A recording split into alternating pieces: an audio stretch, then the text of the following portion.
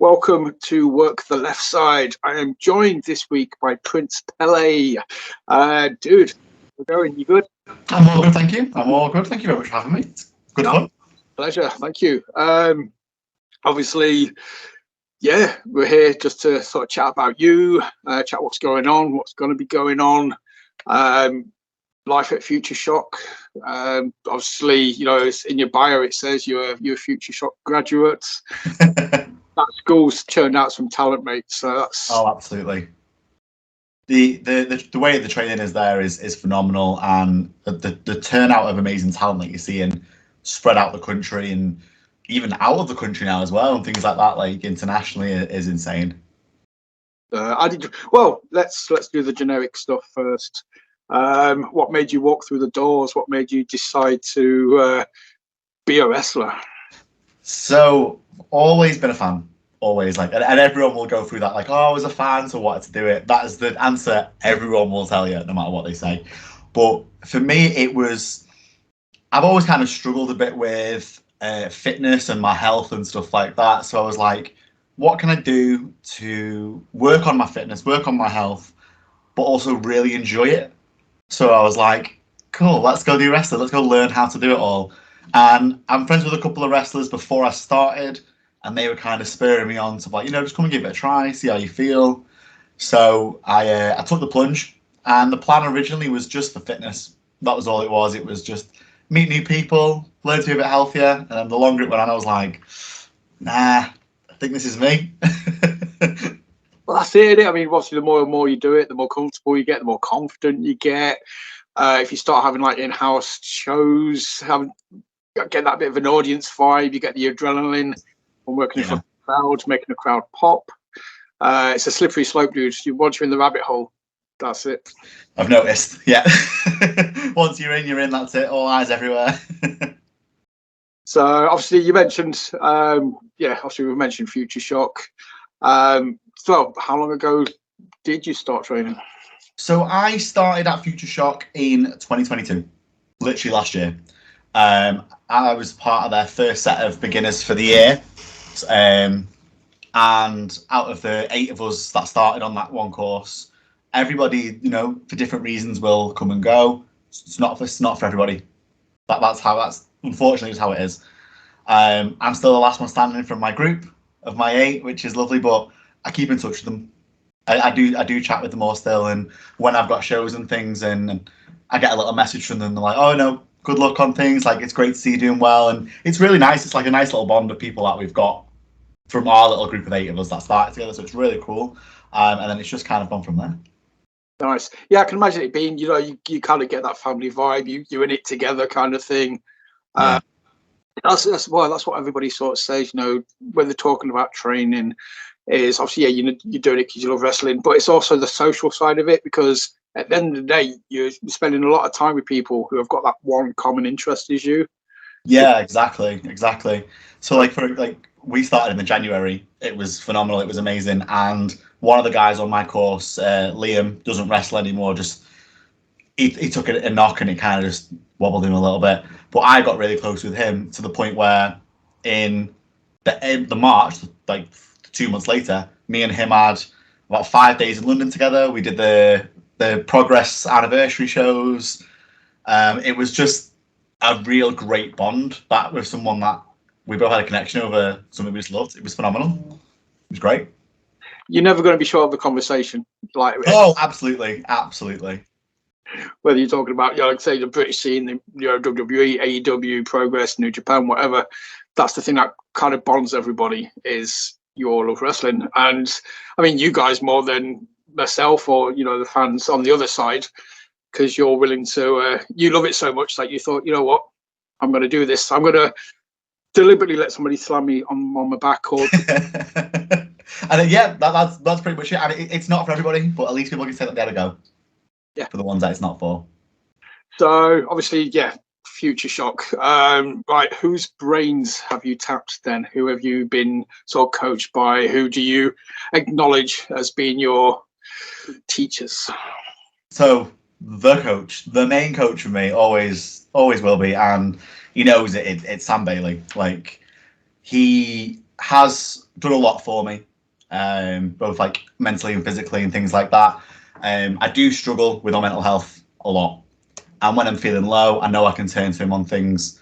He's always got that guidance, but like good feedback, and it's never necessarily bad feedback on things. It's like, okay, well, here's how we can improve and things like that. So it's really structured really well. And he's now someone that he'll hate it, but I can call him a really close friend now as well. Like, so he was phenomenal. Then we've also had like guest coaches in that I've worked alongside of. So like Chris Ridgeway, Lizzy Evo, Sonna Durson, Joe Blazer, Damon Lee, incredible ones. And like recently we had, so recently it was last weekend, the Mark Andrews seminar. So he popped down, which was phenomenal. So much fun with him. And then was announced that the Grizzled Young Veterans have got theirs coming up next month. So we've got a seminar with them. So it's just, there's so much excitement, and like the coaching opportunities are phenomenal. And to know that I can travel to another school nearby and learn from them, from other people at other schools, is great. But for me, my coaches will always be Sam Bailey. Like, that's how it is. Massive shout out to Sam. He's one of those guys that's been around for a long time, and I think he's very underappreciated. Yeah. I don't mean to say that he's not appreciated, but I think, you know, he should be appreciated more. Oh, absolutely, absolutely. He's not put on a high enough pedestal, in my opinion, but he's also a very humble person, and will be like, it's fine. But give that man his flowers. He's been doing this for like 18 years. So he deserves more than the recognition that he doesn't get. He deserves more. No, definitely, fully agree. And it's kind of nice as well. Obviously, anybody who knows this channel knows I do a lot of chats with the guys from Pursuit.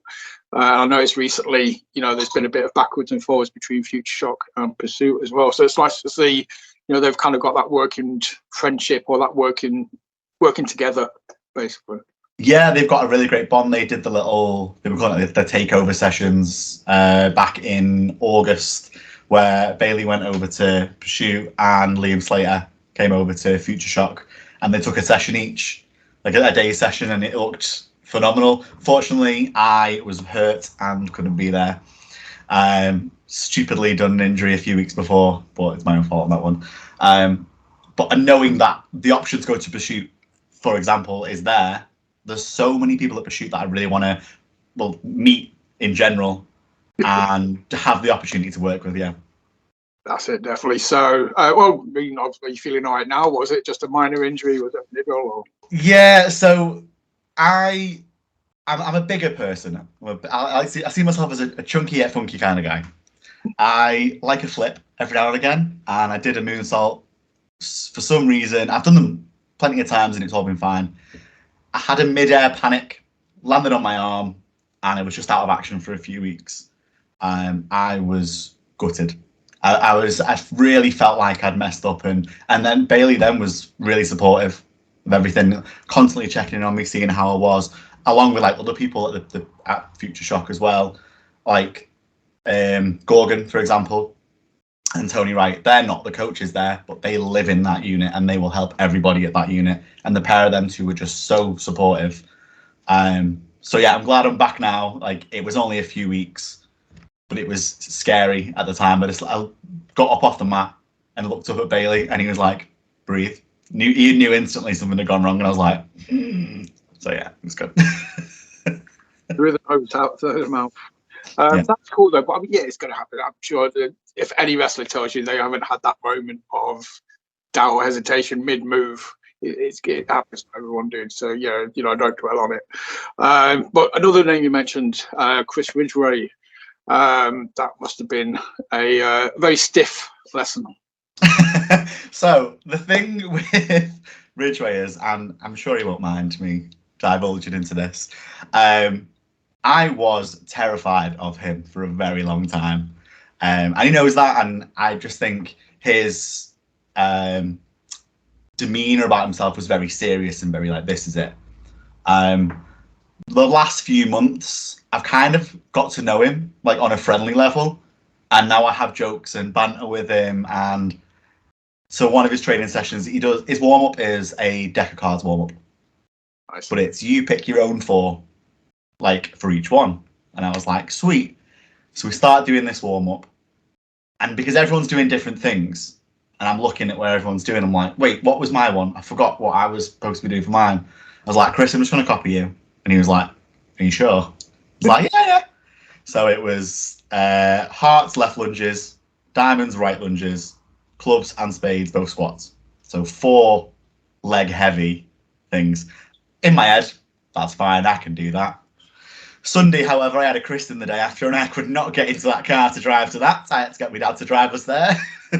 And then the following Saturday, he took again the session, and he was like, "Today a cards warm up," and I was like, "Cool." I did the 4 laziest things I could think of. I had star jumps, I had arm rotations, just doing this. I had planks, just planking for a couple of seconds on the floor, and then squats because I felt like that was necessary. But he was like taking the mick out of me, and he was like, "Come on!" And I was like, "I can't do your warm ups, mate. They're too much. I'm not a dojo-y person." I'll do what. Yeah, I could do this much, but yeah, you just. Yeah. But no, I've kind of known Chris for a long, long time. I was kind of like a fan of his from pretty much day one. Got backstory. I took my artwork. He used to have like a Money in the Bank briefcase early on in his career that had my artwork on it. It's kind of like Nice. a painted version of him kind of thing. So, but yeah, Chris is awesome. It's great to see him doing well. But it's nice to know that he's passing on that knowledge as well. Oh yeah, absolutely. And he's really, really helping me like sort of fine tune a lot of the slight things that I get stuck on in my own career. Like if I dwell on something, or it's nice to have his perspective of things. So it's really cool. Yeah, oh, definitely. And just like I say, yeah, you've just reeled off a load of names. Obviously, Lizzy is going to bring something to the table nobody else brings. But I think, yeah, I think it's a very unique set of coaches, and I think each one is very cool. So obviously, then, yeah, what's the goal for Prince Pele? Well, actually, not the goal. Tell me about the Prince Pele character. How did it come about? So, the name itself used to be my old Xbox gamer tag. When I was a lot younger, so my dad is my best mate. Like it sounds really cliche, but I genuinely he is my best friend. Like we are so alike, it's unreal. So when I turned 15, there were some circumstances where I had to live with him full time rather than my biological mum. Even before then, he was always my rock of things, and so it was kind of nice to have this really good bond with him. And someone had once said to him, and it was like in Runcorn, where I live, that everybody knows Tez, my dad. It's weird. So someone referred to him as the King of Runcorn. So I was like, well, what does that make me then? Like the Prince of Runcorn? And they were like, well, yeah. So my actual name is Sam Pele. So the Pele part from there, it was like a nice alliteration. So Prince Pele was just, the name was just born from that. That's it. So, right. Okay. So the name was there. Yeah. Come up with. So that's what always intrigues me. Like when people, start training, getting into wrestling. Obviously, you don't get into it with like a character in mind. You just go to training just to, like you say, the fitness, to get a feel for it. It's only after a certain amount of time, I presume, that you're like, okay, I'm going to stick with this. I need to create something. Yeah. So then the character then did start to develop from the training side of things. So the moniker of the coffee connoisseur isn't a gimmick, like quite literally is a lifestyle. I can't help it. That's just who I am. And I just kind of wanted to bring that into who I am. So I used to be the manager of a Starbucks. So I kind of knew all the customers coming in. You get the groups of the young ones that want the frappuccinos with all the extras and the secret menu. And I was like, you know what? They're fun people. I can make a character out of that. Nice and easily. So that's kind of where it became from. And in regards to like in-ring manner, I was like, I need to make myself larger than life. So I already am quite a big character, but how do I make this turned up a few notches? So that's where the screaming started for everything. Whether it's a face or a heel character, I'd kind of fall into it for both. And the slight comedy elements of things as well. So like hitting the ground, like being slammed, sitting up and being like, Jesus, like into the camera. Just a lot of like character work. So like the Iconics, for example, in WWE, when they were there, their character work to me was phenomenal. And so I pulled a lot of in from them. I was like, this is the kind of annoying character. This is the screechy stuff I kind of want to pull in. And I remember when I first did one of my sessions of training, and I did the scream, the Billy Kay scream, as I was referring to it as. And Sam Bailey was like, what are you doing that for? I was like, oh, I was just doing it. It's like, that's my thing. I do that. And I was like, oh, I've got it from Billy Kay. I'm not doing it from you. Like, it's nothing like that. But it was just this little thing that's always stayed in my head now. But yeah, so the character work was slowly being built, and it is just an extension of myself. And it's nice to be able to do different sides of my character at different promotions that I'm in, based on what storyline that I've got there, or what if I'm a face or a heel there, or a character and things like that. So it's really fun.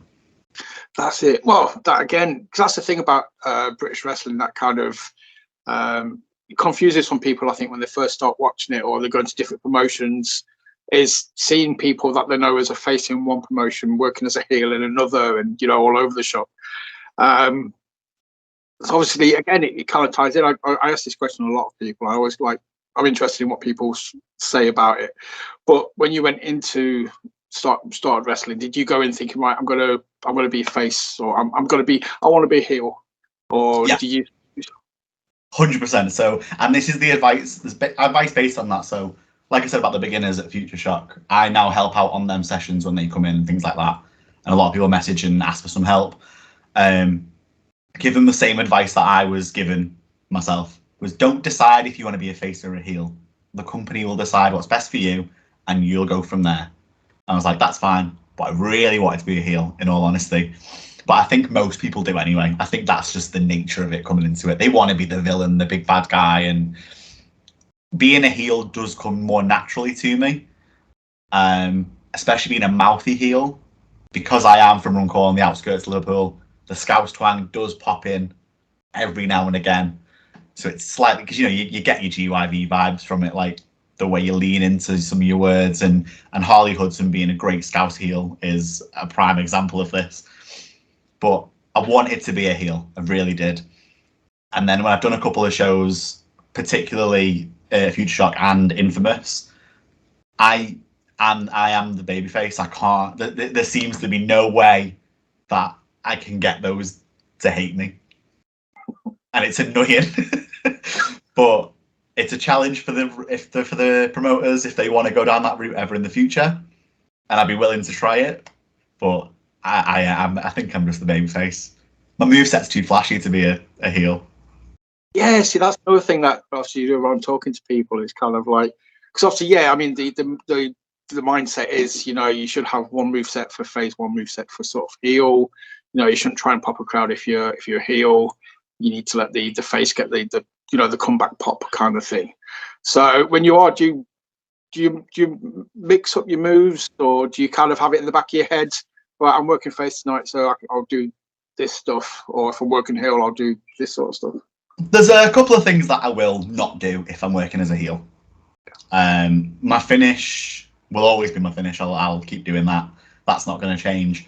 But a couple of like my bigger moves that I wouldn't do, like on a weird perspective of it, is Grayson Waller does like a flip unprettier from behind. He's a big heel. I only do that as a face because it gets a good pop. If I was working as a heel, I wouldn't do that because the crowd would be like, that was sick. And I don't want that from them. I want them to hate me. So I'll do what I've started doing recently, a choke slam for some reason. I don't know why I've started doing it, but I have. Like a TKO, things like that. I won't do the flashier moves as a heel. But being a babyface, I get to do the backflips and things like that, and the flips around, and it's fun. It's just trying to distinguish where's best to fit them in. But yeah, I like to do all my moves. The long and short of it is, I'll make my moves work either way. But the thing is, as well, is when you're working heel, you've got those moves to use if you ever wanted to. If you ever just randomly wanted to blow the audience's mind, you could be like, oh, yeah, really cocky about it afterwards and still keep that heel heat kind of thing. Yeah, I did it at, we had a live pro show not too long ago. I was working as a heel there against James Grayson.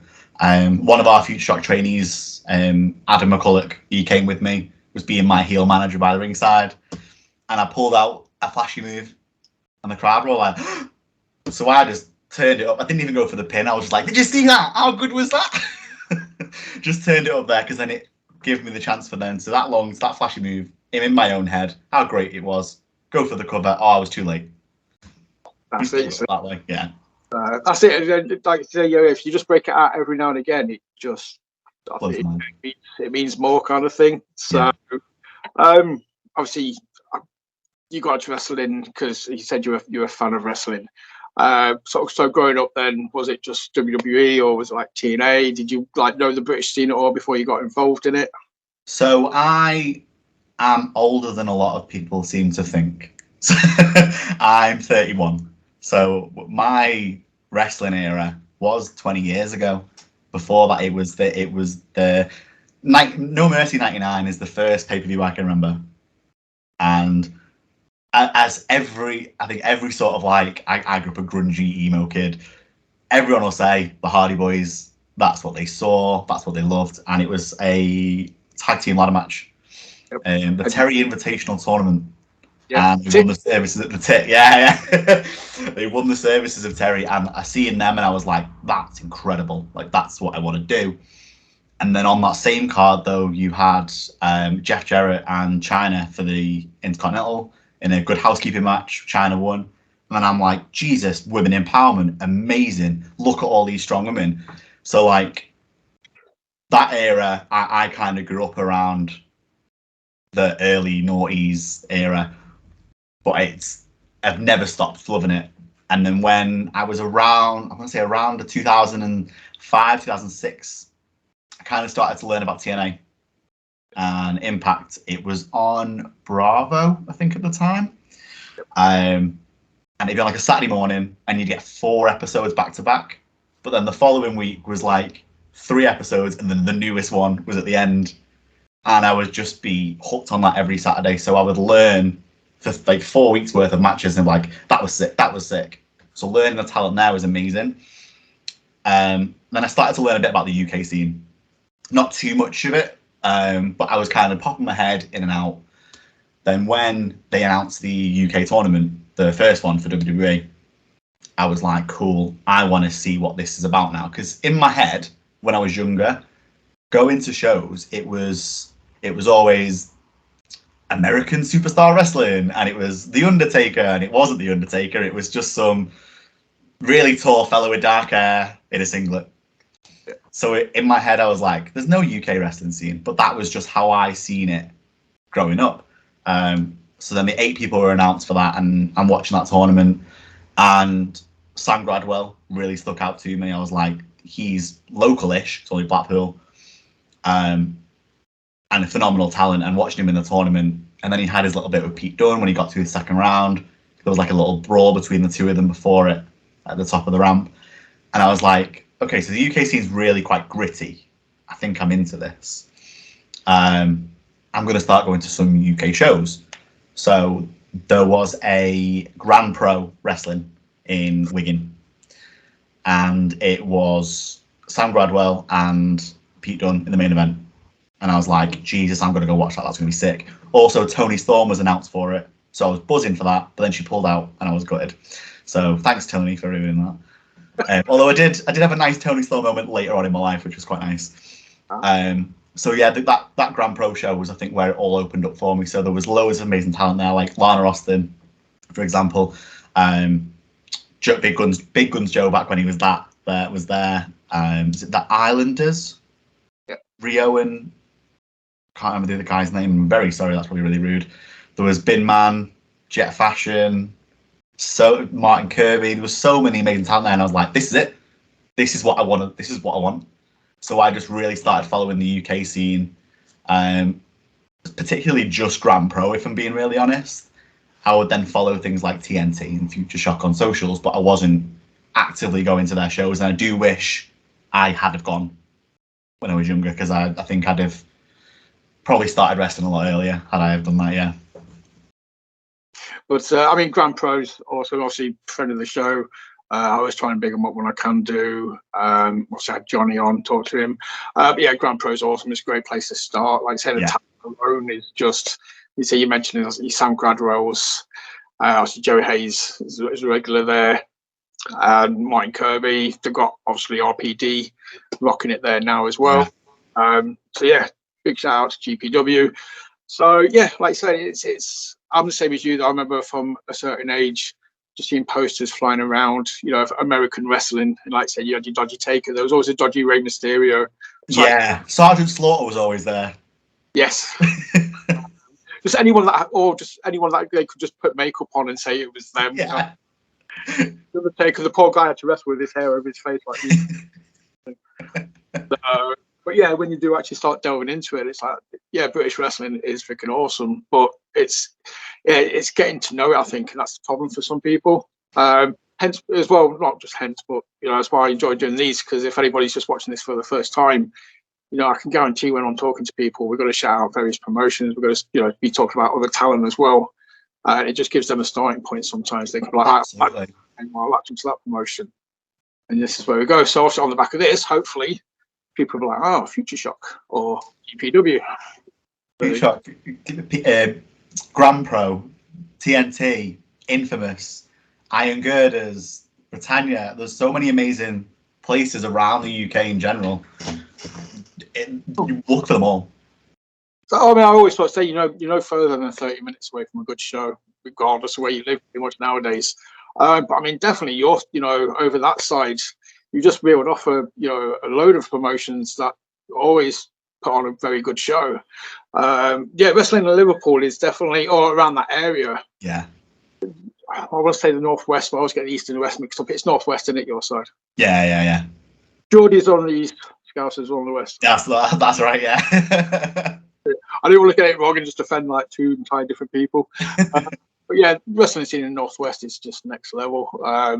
So, I mean, obviously, you know, you're at the heart of that. Obviously, we talked FutureShock. You've mentioned some other promotions. What other shows have you been on? What other promotions have sort of, obviously, actually, no, we'll do that in a second. How did it feel when you got your first booking outside of FutureShock? Because that's a big one. That's somebody taking a chance on you that hasn't trained you. So, my first booking that I was aware of was before FutureShock. Before I got told I was doing FutureShock. I felt really bad when I got it as well. Like I spoke to Bailey and I was like, "Listen, Bailey, let's have a chat." I put myself out there. Effie's Big Gay Brunch. They announced the Rainbow Rumble, and I was like, I don't want in on that. I need in on that. That's what I've got to do. So I shot my shot, whatever the phrase is, shot my shot, shoot my shot.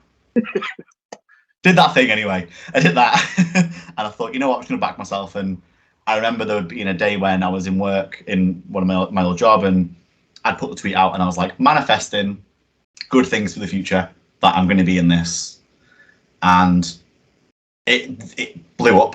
The tweet just was going. It was likes and shares and retweets, and I'm like, Jesus, like what's happening here? Like I was like worried, and then I got a call off DJ King from Infamous Promotion, and he was like, "You do know you're already in it?" What? And he's like, "Yeah, you're on the list." I was like, "No, I'm not." And he was like, "Yeah, I'm telling you now." We went through the list, like me and Jay Apter, the owner of TNT, said, "You're on the list," because I'd already posted that I wanted to do it. And I was like, "Oh my God, I had no idea." So when I spoke to Bailey, and I was like, I don't want to be that guy that gets a booking elsewhere first. I really respect you. Do you think I'm ready for this? And he was like, "Yeah, go and do it." So I was like, sick. So that was in the May the 12th. But we had Love a Wrestling Rumble 2 weeks before, which was the FutureShock one. And it was about 10 days beforehand. Oh no, sorry, tell a lie. So that was the 28th or 29th of April. Easter weekend at the start, I pulled my back. I was doing a round the world with Gorgon, and my back just seized. And I was like, oh no, I've ruined everything. And Bailey was checking in how I was thinking like that. And about 10 days before Love a Wrestling, he was like, "Well, I've got wrestling gear, haven't you?" I was like, "Yeah." And he was like, "Okay, good." Turned his phone round. There was my name on the list. And I was like, "Thank you very much. Really appreciate it." So like that was incredible. But the first booking, and for it to be TNT, Effie's Big Gay Brunch, and having someone like him know who I am, just a little small town boy from Runcorn, like nothing else. Like, wow, this is phenomenal, and the reaction that I got was phenomenal. It was great. The crowds were so hot, and it was everything I wanted. It was amazing. Because that's the thing as well. Because like again, when I've spoken to people, that first booking outside, it kind of gives you validation. It kind Yes. of when you're in your school, when you're regardless what school it is, when you got your coaches around telling you stuff, part of you's like, okay, yeah, this is my safe place. You can do this. But for somebody else to take a chance, or for somebody else to be like, right, yeah, I want you on my show. That validates everything.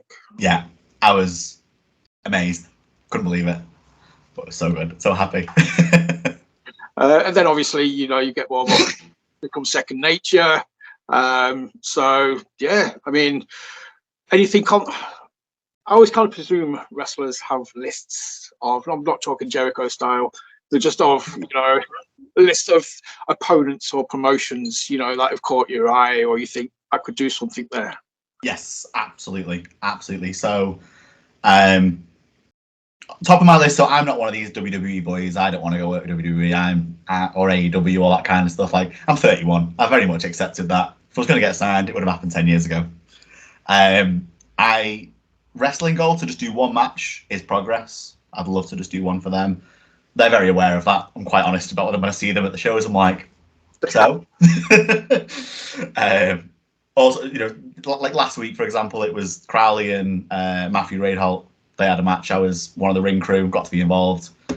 Ended up being over top battle royal. Top rope breaks for some weird reason. As it all happens, it was phenomenal. So when I get thrown out, I don't go over the top. So when that clip got sent out, I was like, I wasn't eliminated. So I'm still part of this. So yeah, Progress, Pursuit, would love to do Pursuit. TNT, an actual show for TNT rather than the gay brunch. I've not had the opportunity to go and do anything there.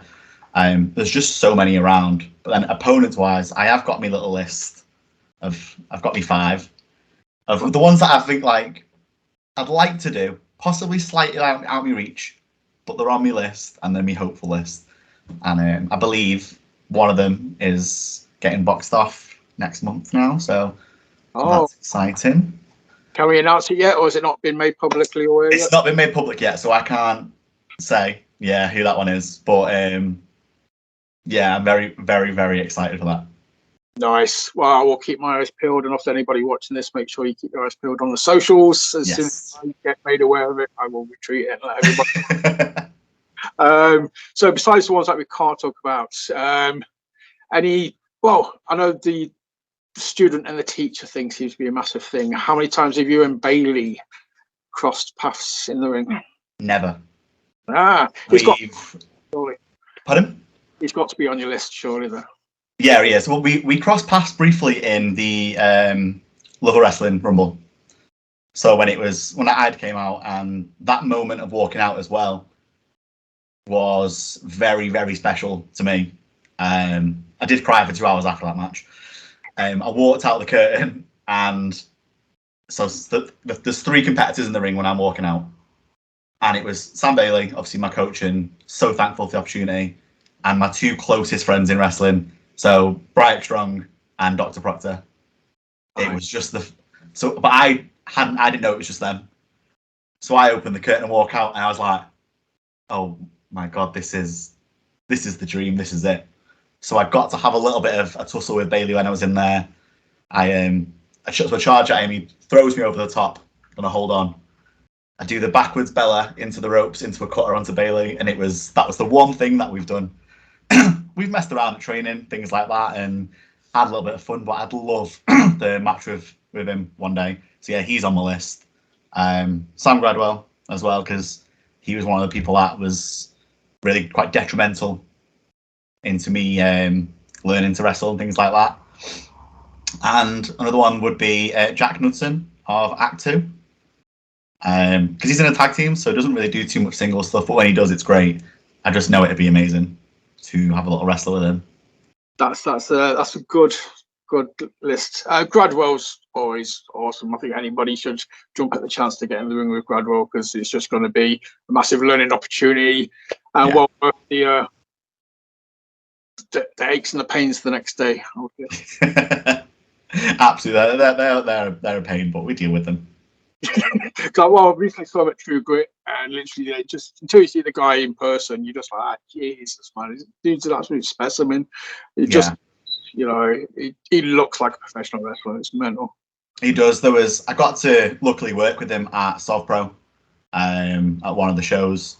They needed someone to be kidnapped by Brady Phillips and then saved by Sam Gradwell. So I was under the ring for a very long time, tied up, waiting to be saved, and it was quite nice. It was funny. Right, because obviously, I've read numerous books, and I've read, like when WWE guys gone about spots under the ring and stuff, they were sort of saying they've got monitors under there, they've got stuff to watch, they're entertained while shit's going on above them. I'm guessing that wasn't the case for yourself. You were just laid under the ring for X amount of time.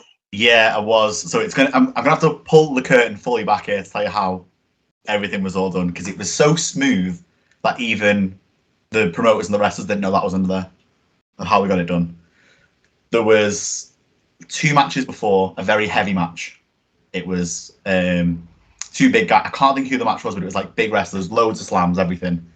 So me and Gorgon were like, right, how do we get me under the ring for this spot? Because it needs to be perfect. So I thought, right, all the ring crew, we're all going to run in after that match, fix the ropes, fix everything. Me and Gorgon will go underneath, fix the bars, fix everything. So while we're under there, he's just tied me up, gets me in position and lay there, and he leaves and goes off. No one bats an eyelid that I'm gone. It's fine. Next match is, I think it's a 6-man tag, and there's a chair under the ring with me. No monitor, no nothing I can't see. All I can hear is, it's Joey Hayes, for example, as you can hear him doing his stop, all that kind of stuff in the ring. Bullet, so he's a big guy as well, he was there, all crashing down. It sounded like an air raid bunker. It was terrifying. But then Kelly Six comes under the ring to get this lad at this chair, just looks at me. So I pull the tape back off my mouth. I'm here for a spot. And he's like, right, put it back on. And he can't reach the chair. So I'm like shuffling over and trying to get this chair to him. He leaves the apron up as he leaves the skirt. One of the ring crew clocks me. And I'm looking and going, move it down. Move this down.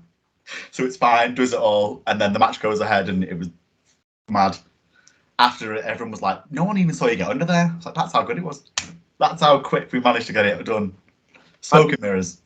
I can't even imagine what was it like. Can you imagine just lifting up the ring open and seeing like somebody taped underneath the ring? Because none of them knew we were doing it. Literally, there must have been like just that split second of genuine panic of like, oh fuck, somebody's been kidnapped or something. There's somebody stashed under this ring for something. Yeah. But dude, you must have so much faith in just the construction of the ring, just to be laid under there while bodies are bouncing. Well, the ring was HG Drake's ring. Nice. And I will trust that man with my life. I've got so much faith and love for Howard. And knowing how great his rings and how sturdy his rings are, I was like, I'm safe here. Safe as houses. That's an awesome selling slogan, right? I know I saw somebody say something recently where he's on about like he's got a ring. I don't know whether it's for sale or just to let or to be used. But yeah, as endorsed by Prince Pele, I could lay underneath one of these and know I'm safe. I know I'm safe. That's a HT Drake ring for you. Put that on the banner. Just any ring, it's a HT Drake ring. That's awesome. Yeah, HT is awesome. Again, just another great name just to shout out. Again, it's been around for many years. Deserves a lot of love. And again, appreciated, but not as appreciated as you should. I agree. He's another person that I think he deserves his flowers. He's phenomenal. Obviously, most of the rings, in my opinion, in the UK wrestling scene right now come from HT Drake. He's got several of them and he gets them around to all the shows and whatnot. Phenomenal talent, a phenomenal person, and even the crew that he brings with him, like Gunnar and Stoker and that, and the amazing guys and everyone else that he brings, such great people. So Northern Grafters, I can't wait to go and up there and have a train with them. It's gonna be soon for that. I'm gonna sort out some time off from work and do a bit of a travel. Nice. Just do like a wrestling road trip. Stop off. Yeah, literally. So me and Gorgon and LK, the referee, we were saying we should just get like a little group of us saying, okay, we're gonna go train here today. This is the petrol cost. Who's in? Who fancies it? It's gonna start touring the UK. FutureShock on tour. Nice. That's it. The boys on the road. As well, because that's, I mean, again, from speaking to people, it's never meant like negatively, at their school. But I think everybody kind of understands it's good to get out and about and see what other people are doing and see, other sort of what works for them, what doesn't work for them, and X, Y, and Z. Obviously, for you, FutureShock is awesome. It is top of the class kind of thing. Yeah. But yeah, what else is out there kind of thing? What are other people doing that I could then incorporate into what you've learned there? Exactly. There's so much to learn from other people, and there's different learning styles and different opinions of things as well. So it's all well and good having, like, for Bailey, for example, saying, "Oh, that was great. Here's what I really enjoyed," but someone else could watch that same training session or that same training match that we just put on and say, "I like that, but you could do X, Y, Z here. You could have done this." And it's nice to have a different perspective. And so Chris Ridgeway and Lizzy Evo, they've took a few of the match classes and stuff, and they come up with different ideas that we've never even thought of. And so I'm always willing to learn and to grow from other people's knowledge. I'll always take it on board. So that's why I want to travel the country and do what I can. It'd be like an English wrestling kung fu kind of thing, where you just walk bands and just meeting other people and learning new techniques. Well, even like I'm even going to throw like Scotland in there, because I was really fortunate to go and do Iron Girders. Shane and A booked me on their Pride show, which was great, and I got to have a phenomenal match with Drew Mercury, who is such an underrated talent, by the way, and he's going to be a great up and comer, and everybody needs to know about Drew Mercury. And so being up there and seeing how their style was and how they learn and all communicate, it was phenomenal. It was such a different atmosphere, but I learned so much being up there. So like after my match and stuff, like Molly Spartan, BT Gunn were like, really enjoyed that. Have you thought about trying this? This bit was great. You can make it even better by doing this. Stuff like that. It was just nice. Nice, definitely. And obviously, 2 more names, top of the game. How did you find it, Scott? Because never been up there, only ever watched stuff, like on YouTube or DVDs or, whatever. But they're fucking mental. They love their wrestling. As much as they love it in Liverpool, as much as, I'll say they love it in Newcastle, Scotland, man, that's like, they're just freaking mental for it. It was insane, and I loved it. And like, I was worried because the promo that we did for the match, I buried Drew Mercury so badly, and the match we had in mind was babyface versus babyface. And because of the way the promo went, I basically got all my friends and family and a load of wrestlers to just send me a very quick clip of them saying Prince Pele. And so the video was, we did a survey of everyone who thinks it's going to win between Prince Pele and Drew Mercury, and hear the results. And it was just Prince Pele, Prince Pele, Prince Pele, back and forth for like 2 minutes. And so then I'm like, well, the answers don't lie. So I was expected to go up there and be hated. And that was not the case at all. They were cheering, and there was like a few people like chanting my name, and I was like, this is mad. But then when I started doing more of the heel work within the match, because we thought we'd go that way with it, they started hating me. So the point where I was like, I'm scared now. I don't want to go home. I'm gonna sit in the locker room, and I'm just gonna live here now. I'm too scared. That's it. That's why I sort of say, obviously, they're just so into it, and they just invest in it. I could just generally imagine if you was up there as a heel, I'd just be like, no, man, I'm staying in the locker room until I know everybody's gone. Yeah. And then I'm running for my car, and I'm out. It's like there was 5 of us that went up, and there was 2 of us were heels out of the 5 of us, and I was like, oh no, we're gonna die. It's like old school Bully Ray heat in ECW. If you've ever seen like Bully Ray in like 96, 97, the fans are just like rabid. You can just that kind of reminds me of the hardcore Scottish fans kind of. Yes. So, although we're on about wrestling being real, Morecambe, if you ever get the chance to wrestle, honestly, I think anyone I've ever spoken to that's ever worked there, wrestling is still real in Morecambe. I've seen one Odyssey show, and I was with Elliot, the designer, does a lot of graphics people. Me and him went up for the day, watched their show, and we were in the queue, and one fan literally turned to Elliot and said, "Why are you wearing a Lantrevera shirt?" And he was like, "Oh, just like." He was like, "No, not round here. We don't like." And I literally was like, "It's real here. Wrestling's real." And then when we were in the venue, it was great. It was full pantomime, but it's real. I'd love to do that one day. Love it. It'd be so much fun.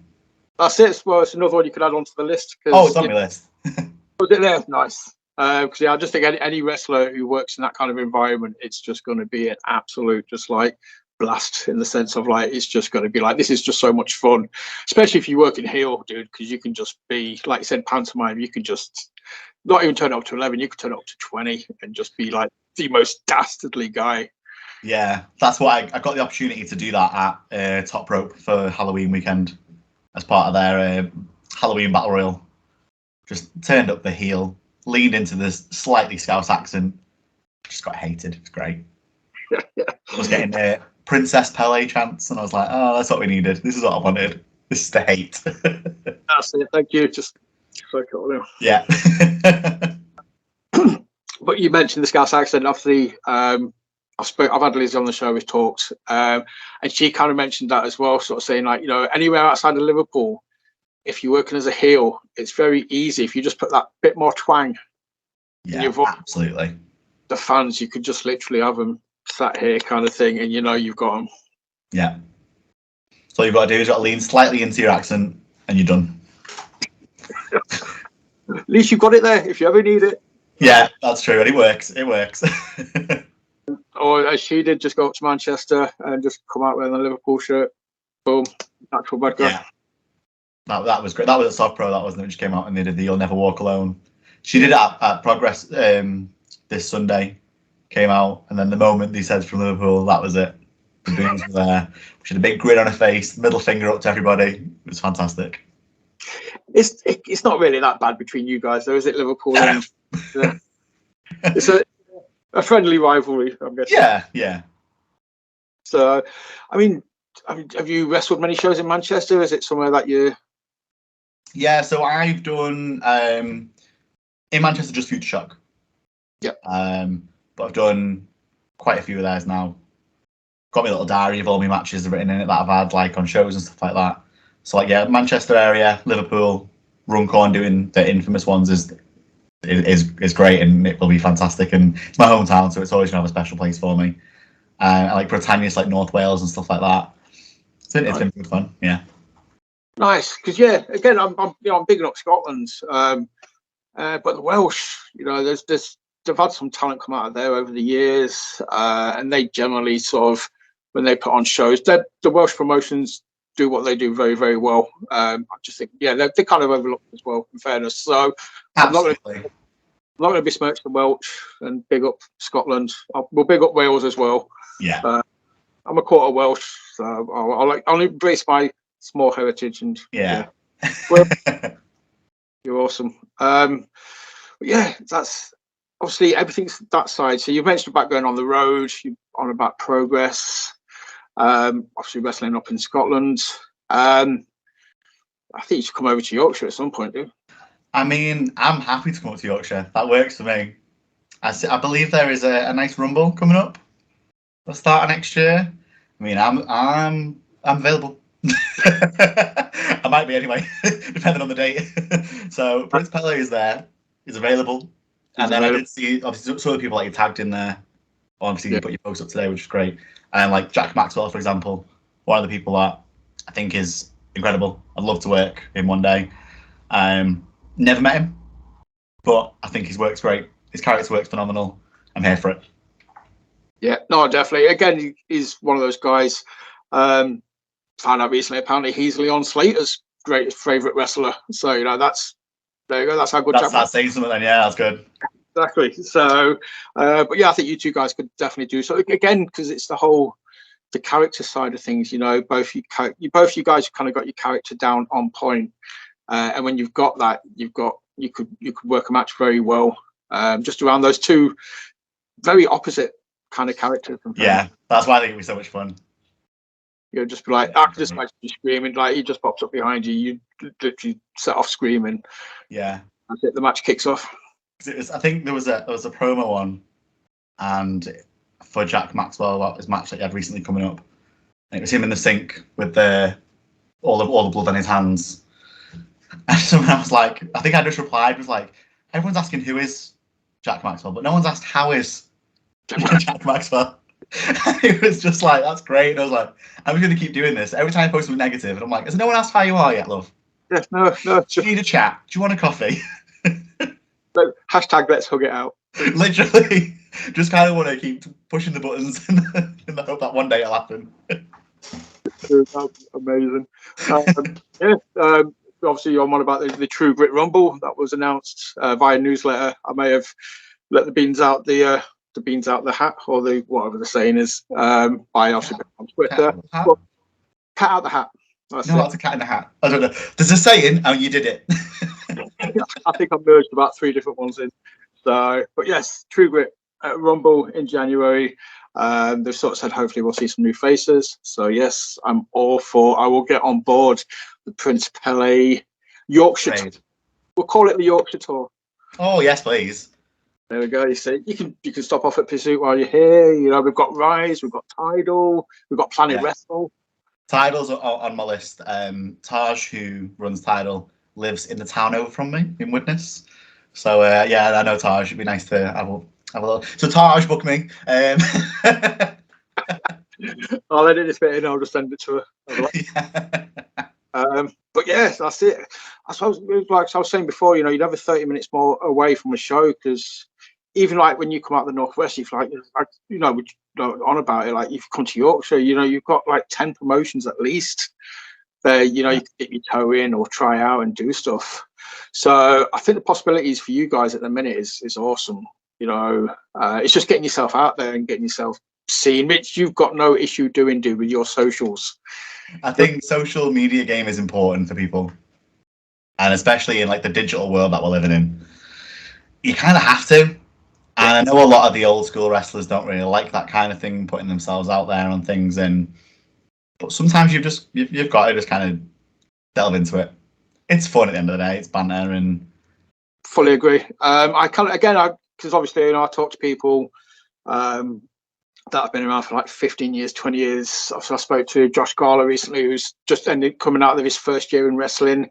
And yeah, you kind of get different perspectives on the whole social media thing. Yeah.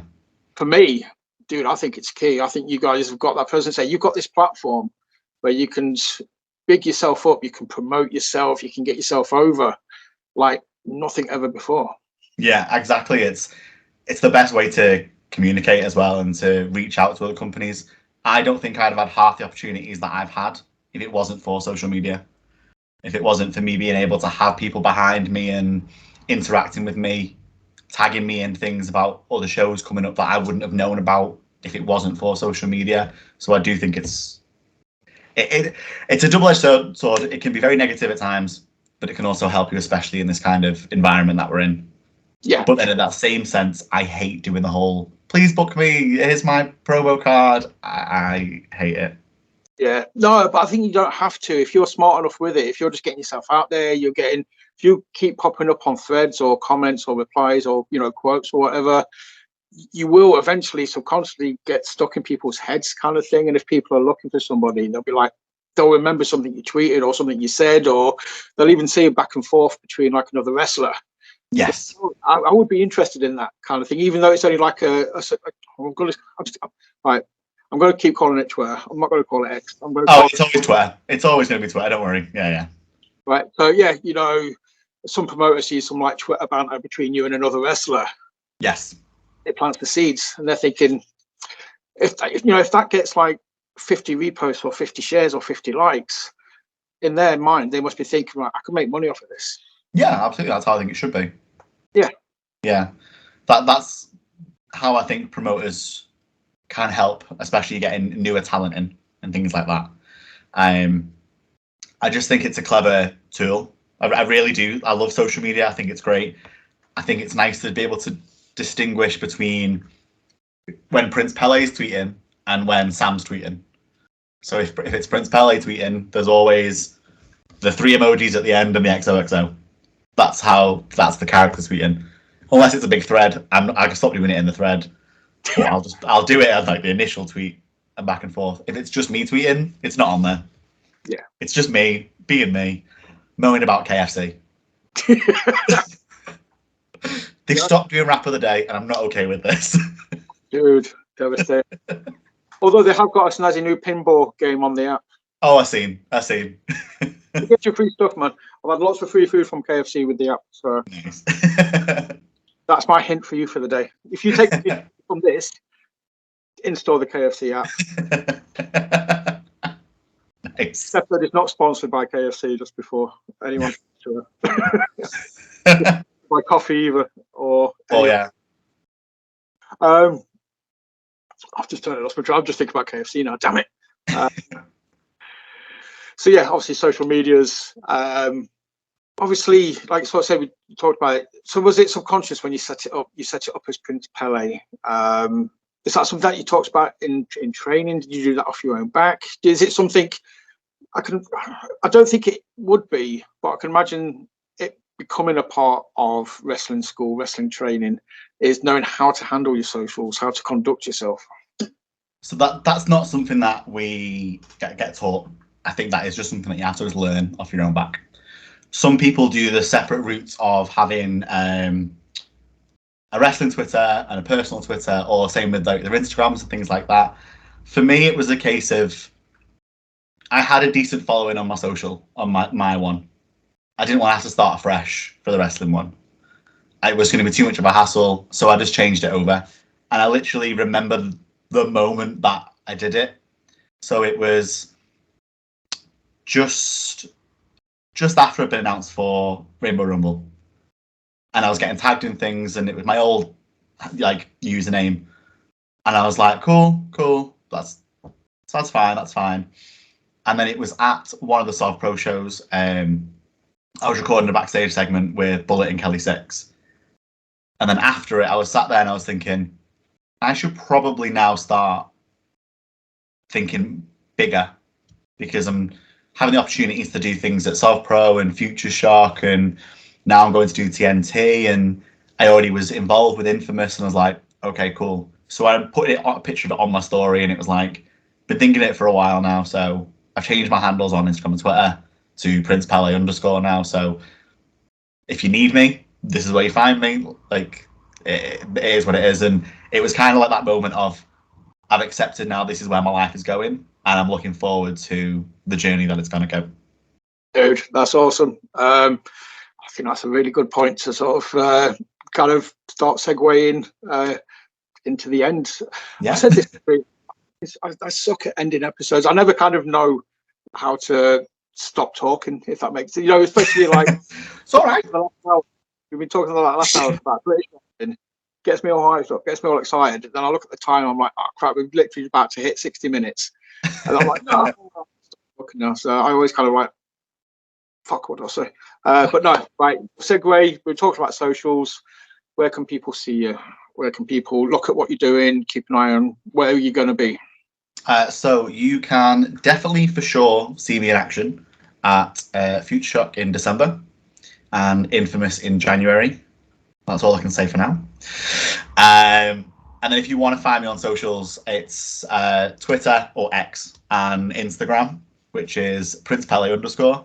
I'm not on Snapchat because I'm not a child and I'm not having an affair, so I don't need a Snapchat. I do have my own personal Facebook in the nicest possible way. If you don't know me, please don't add me. It just makes me a little bit uncomfortable. That's all. But yeah, Twitter and Instagram, definitely give me a follow on there and see what weird, wonderful stuff I'm getting up to. obviously you'll be tagged in the posts and stuff as well. I'll put them on anyway. So if you're following us, which I would hope so, if you're watching this, obviously just click on Prince and give him a follow. Show some love, support. Buy some merch if some merch ever pops up.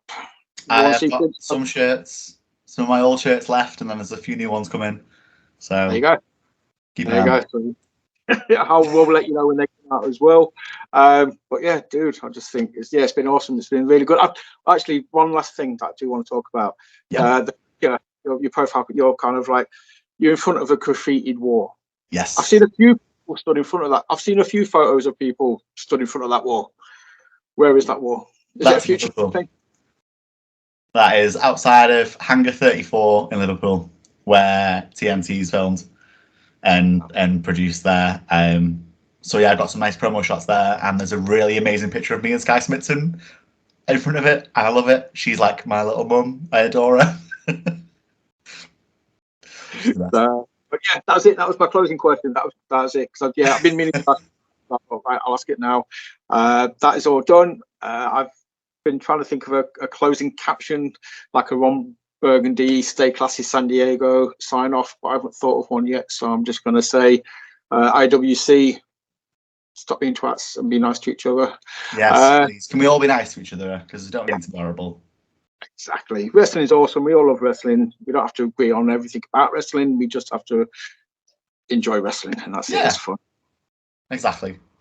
Dude, thank you so much for chatting with me. Obviously, hit like, subscribe, share, do the normal stuff you do after watching the video, and keep your eyes peeled for future guests. And we will be back very, very soon. Thank you very much. Say bye. Bye.